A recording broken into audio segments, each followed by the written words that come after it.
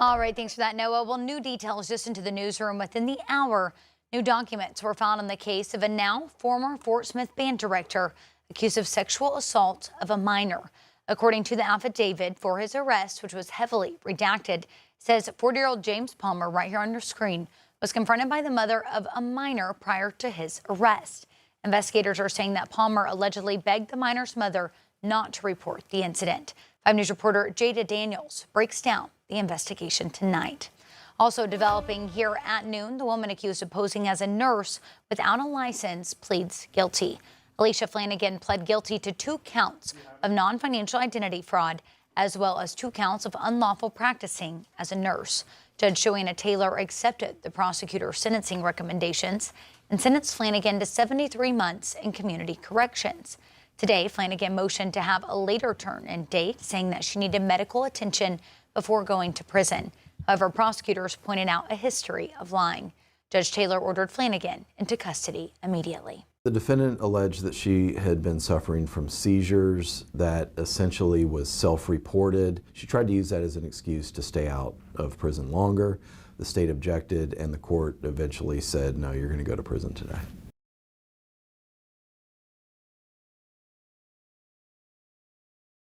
Five News reporter Bo Russell was in the courtroom today, and we'll have the latest starting on your 5 News first at 4.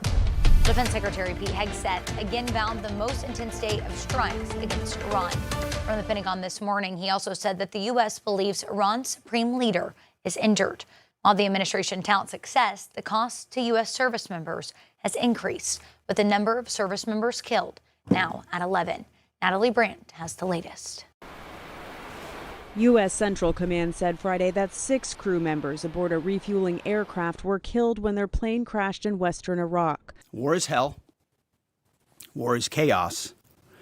And as we saw yesterday with the tragic crash of our KC-135 tanker, bad things can happen. U.S. officials told CBS News they believed the incident was a mid-air collision, but were still investigating. The incident occurred over friendly territory in western Iraq while the crew was on a combat mission, and again was not the result, as CENTCOM has said, was not the result of hostile or friendly fire. As the conflict enters day 13, the defense secretary once again said today would be the most intense day of strikes as U.S. forces go after Iran's weapons and manufacturing capability. We're shooting down and destroying what missiles they still have in stock, but more importantly, ensuring that they have no ability to make more.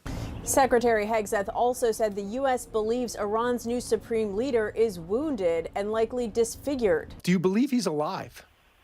I think he probably is. I think he's damaged, but I think he's probably alive in some form, yeah. President Trump told Fox News Iran would be hit hard over the next week.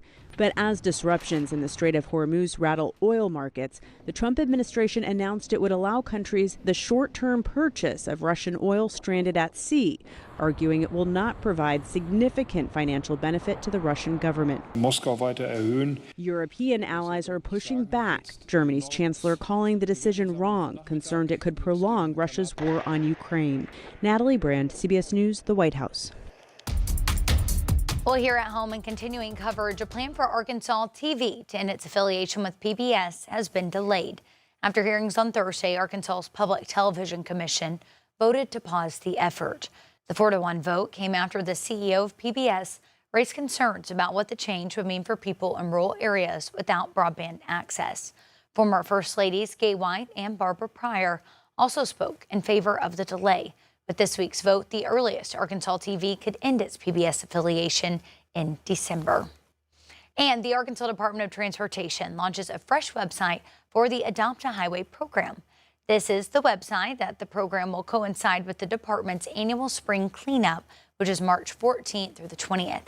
It's designed to make it easy for Arkansans to help roads and right-of-ways clean and beautiful. On the site, you can see current volunteer locations, find ways to get involved, and even requests to adopt a stretch of highway. Well, we are learning more after pushback from students and lawmakers over a new U of A resolution that would divert millions in funding to the athletic department. A January board resolution directed campus leaders to find $6 million annually to go towards athletics by either offsetting costs elsewhere within the university or waiving charges. Now, the university says a new approved plan passed this week brings the dollar amount down by nearly half. The most recent board meeting that happened on Monday passed basically a new resolution, basically a proposed plan to generate an additional savings for athletics of $3.4 million. Is over where the source of money is coming from. The U of A student government pushed a referendum to the student body to voice their concerns over attempts by the Board of Trustees to raise tuition. You can see more student reaction on our website, which is 5newsonline.com.